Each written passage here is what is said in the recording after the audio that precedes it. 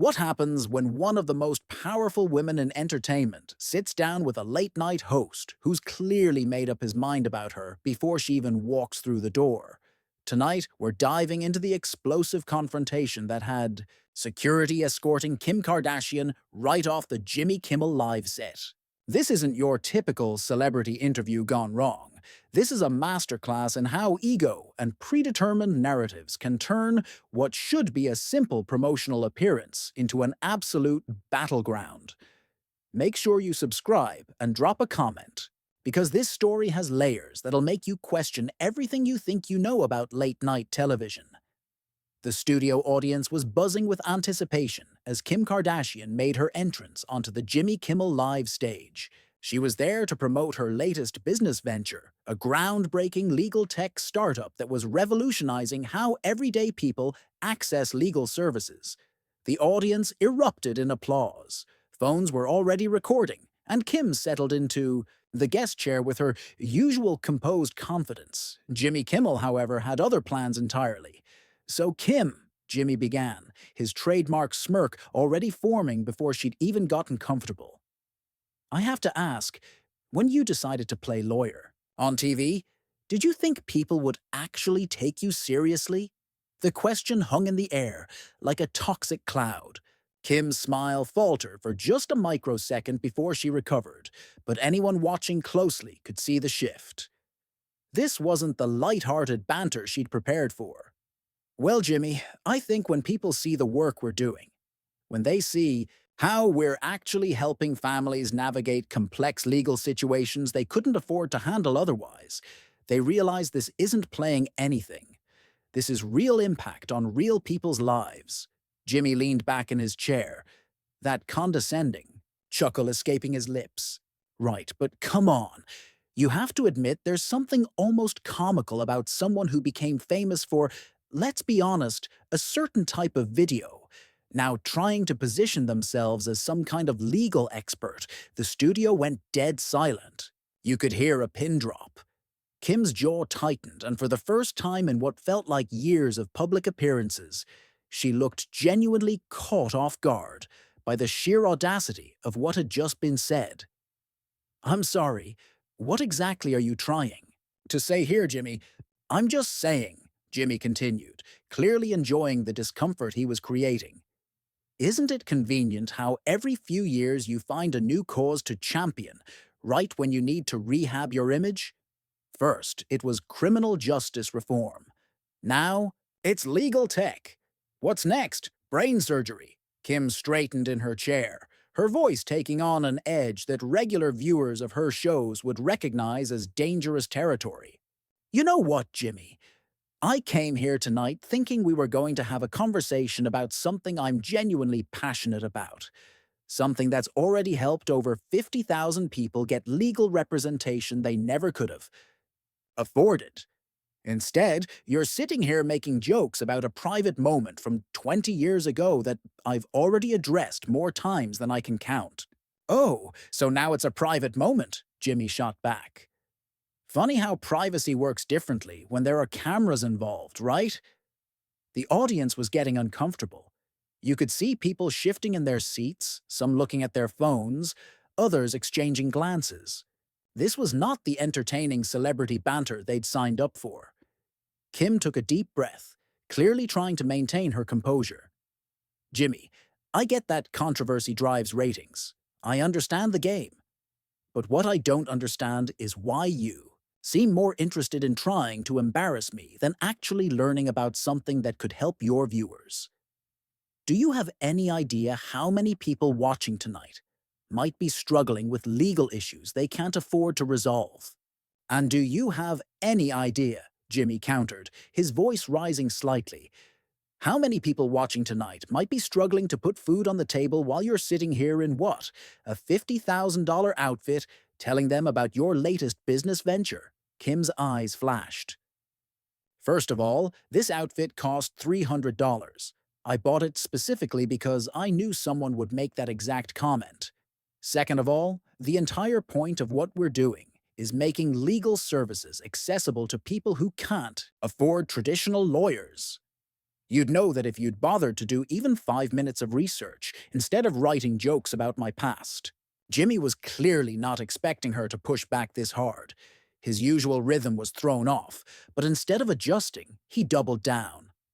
Look, Kim, I think it's great that you want to help people. I really do. But you have to understand why some folks might be a little skeptical when someone who's built an empire on, let's call it, manufactured drama suddenly wants to be taken seriously as a businesswoman, an advocate. Manufactured drama? Kim's voice was getting louder now, and she was leaning forward in her chair. Jimmy, I have built multiple billion-dollar companies. I have helped get people out of prison who were serving life sentences for non-violent crimes. I have used my platform to bring attention to issues that matter. And you're sitting here acting like none of that counts because of how I first became known to the public? The tension in the studio was palpable. Jimmy's usual audience, who typically laughed at everything, were mostly silent now, watching this unfold with a mixture of fascination and discomfort. I'm just saying, Jimmy continued, when someone's entire career is built on publicity, both good and bad, it's fair to question the motives behind their charitable work, isn't it? Kim stood up abruptly, her chair squeaking against the studio floor. You know what, Jimmy? You're absolutely right. My entire career has been built on publicity. Every business I've launched, every cause I've supported, every interview I've given, it's all been very public. You know what else has been public? The results, the people who've been helped, the companies that have succeeded, the actual measurable impact of the work I do. She was pacing now, her composure finally cracking, but not in the way Jimmy had anticipated. This wasn't a meltdown. This was righteous anger. But you don't want to talk about results, do you, Jimmy? You want to keep having the same conversation we were having 15 years ago, because it's easier. It's easier to make jokes about my past than it is to acknowledge that maybe, just maybe, people can grow and evolve and use their platform for something meaningful. Jimmy was starting to look less comfortable in his own chair. Kim, I think you're taking this a little too seriously. Am I? Kim whipped around to face him directly. Jimmy, you invited me on your show. You knew exactly what I was here to talk about. Your producers gave my team a list of topics we'd be covering. Legal tech wasn't just on that list. It was the only thing on that list. So either your team lied to my team, or you decided in the last minute that ambushing me would make for better television. The studio audience was completely silent now. Even Jimmy's band, usually a source of supportive energy, had stopped their casual movements and were watching intently. I mean, come on, Kim. Jimmy tried to laugh it off. This is how interviews work. We ask tough questions. You give good answers. Everyone goes home happy. Tough questions? Kim's voice was incredulous. Jimmy, a tough question would be asking me about the specific challenges of scaling a legal tech platform, or how we're ensuring quality control with our network of attorneys, or what regulatory hurdles we've had to navigate. What you're doing isn't journalism, it's just mean-spirited entertainment at my expense. Jimmy's laugh came out forced and hollow. Mean-spirited? Kim, this is late-night television. We make jokes, we have fun. We don't take ourselves too seriously. Don't take ourselves too seriously? Kim was incredulous now. Jimmy, you have a platform that reaches millions of people every night. You have the power to shape conversations, to elevate important topics, to actually make a difference, and you're choosing to use that platform to relitigate something from 2 decades ago, instead of talking about something that could genuinely help people. The camera operators were getting shots they hadn't expected tonight. This wasn't the controlled, scripted back and forth of typical late-night television. This was raw, unfiltered conflict between two people who clearly had very different ideas about what this interview should be. Jimmy shifted in his seat, his confidence visibly shaking. Look, Kim, I think maybe we got off on the wrong foot here. No, Jimmy, I think we got off on exactly the foot you planned. You think I don't know how this works? You think I don't know that your writers spent all day coming up with ways to get me flustered? The difference is, I came here prepared to talk about something meaningful, and you came here prepared to score cheap points. She walked back toward her chair but didn't sit down. Instead, she stood behind it, gripping the back like she was addressing a courtroom. You want to know what's really frustrating about this, Jimmy? I've been doing interviews for over 20 years. I've sat across from journalists who've asked me every possible question about my personal life, my business decisions, my family, my mistakes. And I've answered them honestly because I understand that's part of being in the public eye. Jimmy tried to interrupt, and that's exactly what I'm doing here. No, that's not what you're doing here. Kim's voice cut through his attempt to speak. What you're doing here is performing.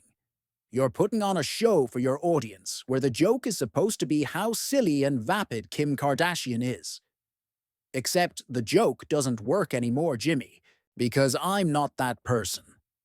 The studio lights seemed harsher now, illuminating every uncomfortable expression in the audience.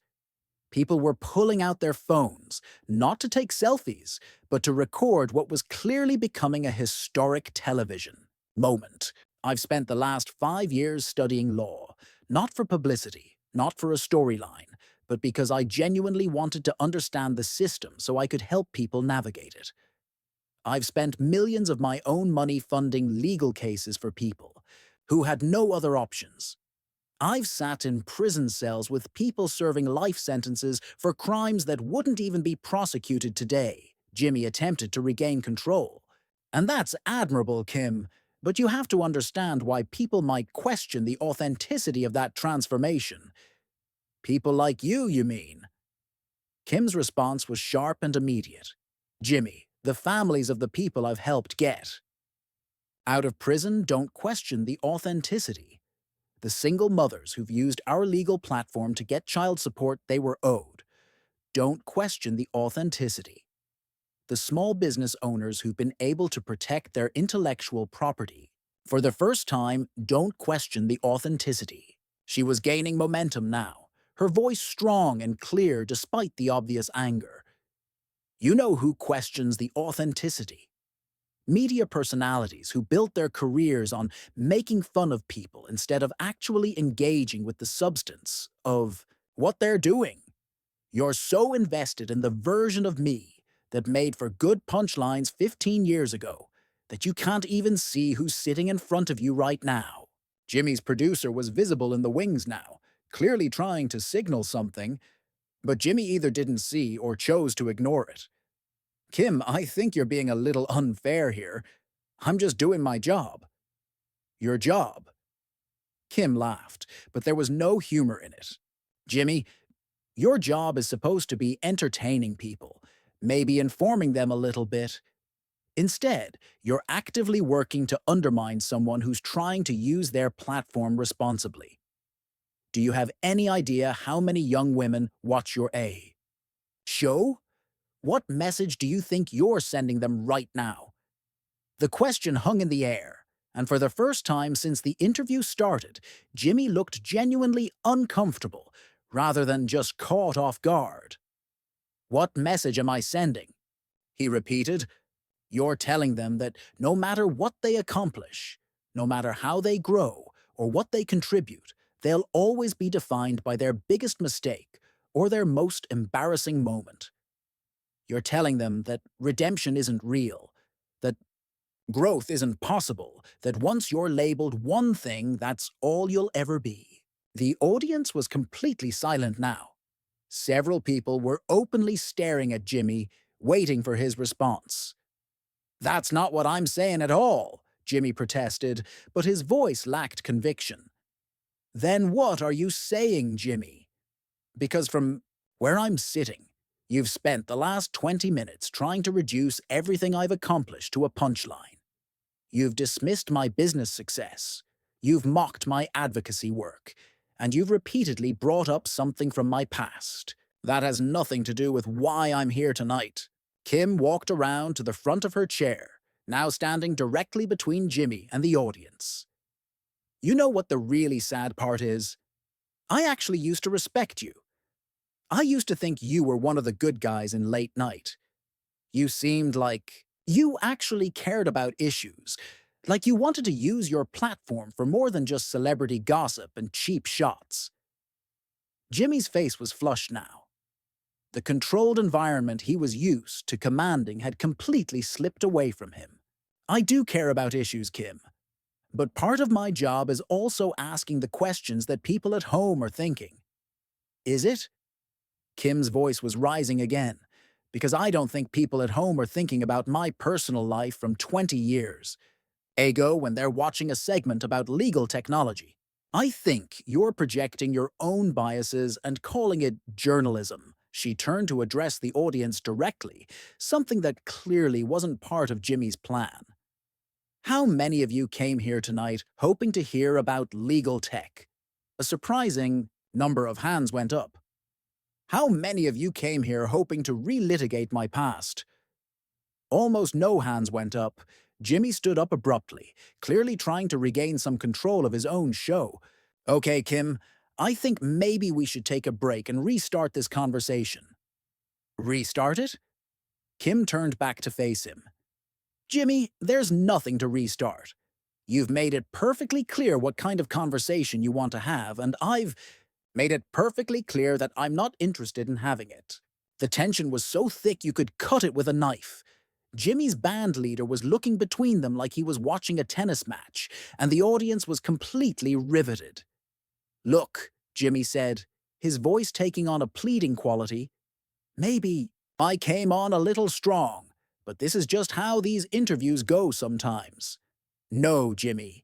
This is how these interviews go when the host decides they're more interested in scoring points than actually talking to their guest.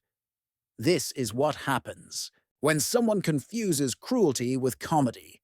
Jimmy's face was getting redder by the minute. Cruelty. Kim, come on. That's a little dramatic, don't you think? Is it dramatic? Kim's voice was steady now, controlled fury rather than explosive anger. Jimmy, you have spent 20 minutes trying to humiliate someone who came on your show in good faith to talk about work they're proud of. If that's not cruelty, what would you call it? Jimmy's jaw clenched as he realized he was losing complete control of the situation. His usual charm and wit had abandoned him, leaving him looking like exactly what Kim was calling him out for being. A bully who'd been caught in the act. You know what, Kim? Jimmy's voice had an edge to it now that his audience had never heard before. Maybe the problem isn't my questions. Maybe the problem is that you can't handle being challenged. The words hit the studio like a lightning bolt. Kim's eyes widened, not in shock, but in a kind of amazed disbelief. Challenged? She repeated slowly. Jimmy, you think what you've been doing tonight is challenging me? You think asking me about a private video from 20 years ago is some kind of hard-hitting journalism? I think, Jimmy said, standing up and moving closer to where Kim was positioned, that someone who's made a career out of manufactured controversy doesn't get to act offended when someone points that out. The audience was getting visibly uncomfortable now. This had moved far beyond awkward television into something that felt genuinely hostile. Several people were looking toward the exits, and others were holding up their phones to record what was clearly becoming a historic meltdown. Kim laughed, but it was a sound completely devoid of humor. Manufactured controversy. Jimmy, you literally just manufactured this entire controversy. I walked in here to talk about legal technology, and you turned it into a personal attack. You are the definition of manufactured controversy. Oh, please, Jimmy scoffed. Everything about your entire family is manufactured. Your relationships, your businesses, your activism. It's all just content for the next season of your show. That was the line. Kim's composure, which had been hanging by a thread, finally snapped completely. You want to talk about manufactured, Jimmy? Let's talk about how you've built your entire career on making fun of people who are more successful than you. Let's talk about how you hide behind the label of comedy so you can say whatever cruel thing pops into your head without taking responsibility for it. Jimmy's face was bright red now. I'm a comedian, Kim. That's what comedians do. No, Jimmy, that's what bullies do. Comedians punch up. They make fun of people in power. They challenge authority. What you do is punch down. You pick on people, especially women who've made mistakes in their past, and you call it entertainment. She was walking toward him now, and Jimmy actually took a step back. You want to know what's really pathetic about this whole thing? I came here prepared to have a real conversation. I brought facts, I brought statistics, I brought stories about actual people whose lives have been changed by the work we're doing. And you came here with 20-year-old jokes and a superiority complex. Jimmy's producer was frantically gesturing from the wings now, but the situation had gone too far off the rails to salvage. You know what, Kim? Jimmy said, his voice getting louder. Maybe this was a mistake. Maybe you should just leave. The studio went dead silent. Even the camera operators stopped moving. Kim stared at him for a long moment, then started laughing. Really laughing. Not the fake laugh she'd been giving him earlier. You're kicking me off your show? You invited me here. You ambushed me with questions that had nothing to do with why I came. You spent 30 minutes trying to humiliate me on national television, and now you're kicking me off because I had the audacity to defend myself. I think this interview has run its course, Jimmy said, but his voice was shaking now. Oh, it absolutely has, Kim agreed, but not for the reasons you think. She turned to address the audience one final time. You all came here tonight expecting to be entertained, and instead you got to watch a grown man try to bully someone for 30 minutes and then throw a tantrum when it didn't work. I'm genuinely sorry you had to witness this. Several people in the audience actually started clapping. Not the polite, orchestrated applause of a typical talk show, but genuine, supportive applause. Jimmy's face was a mixture of rage and humiliation. Security, he called out, his voice cracking slightly. Security? Kim's voice was incredulous. Jimmy, are you seriously calling security on me? For what? Defending myself against your attacks? Two security guards appeared from the wings, looking extremely uncomfortable with the situation they were being asked to handle. This is unbelievable, Kim said, shaking her head. You know what, Jimmy? You don't need to have me escorted out. I'll walk out myself. But I want everyone here to remember what they just saw. She addressed the audience again, ignoring Jimmy. Completely now. You just watched someone try to tear down a person who came here to talk about helping people. You watched someone use their platform to spread negativity instead of positivity. And when that person got called out for their behavior, you watched them throw a tantrum and call security. The audience was riveted. Many were openly filming. Now, and others were shaking their heads in apparent disgust at what they'd witnessed.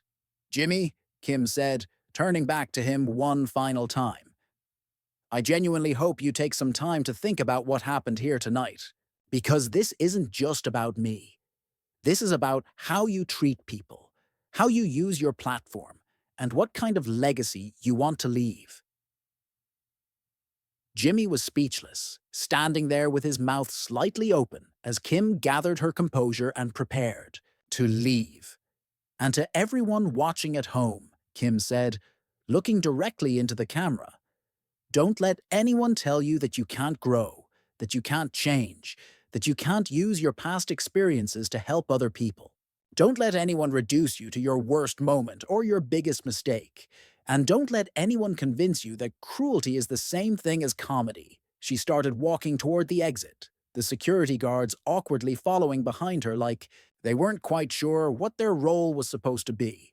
One more thing, Kim said, stopping at the edge of the stage. Jimmy, you asked me earlier what's next after legal tech. You want to know what's next?